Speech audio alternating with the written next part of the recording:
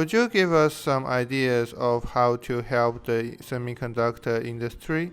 Well, yes, of course. We just had a discussion about what the industry looks like, and there's no question it's complex. You mentioned image sensor, we discussed AI, we discussed SiC. The industry is simply difficult to read. Our role is to help read the industry. So, how do we help? Well, we provide, of course, market studies to our customers. But as I said, we try to work beyond data and graphs.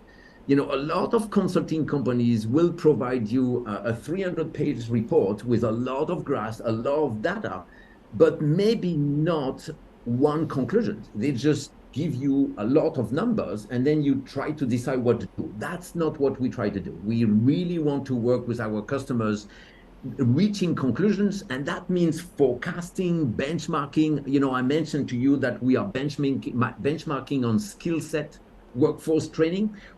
That's I think important. So one of our Japanese customer wants to know what are the best ideas in the world when it comes to training new technicians, new engineers, new operators.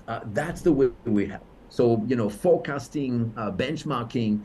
And then in some cases, I'll give you an example. We had a customer, I can't give you, of course, the name, but that customer has a big foundry, is a supplier of a big foundry.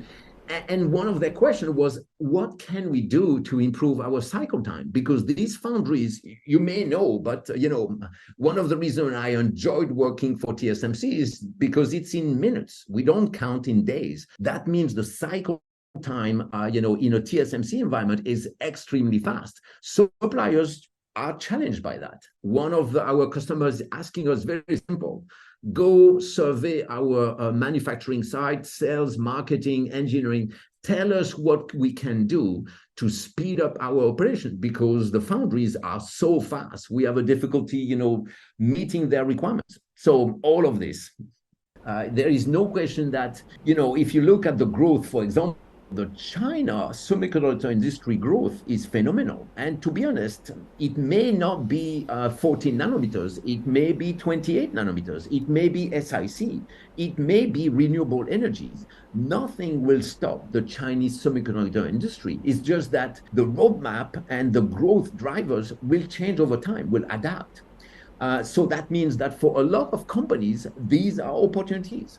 For example, SiC, you probably know, but the largest substrate maker of SiC is Wolfspeed, which is a US company.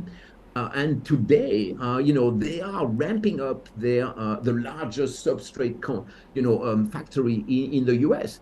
There is no question that some of these substrates will end up all over the world. And you can just look at it. If you just Google, Wolfspeed supply agreement, you will find that they are getting in agreement with a lot of device makers and EV makers.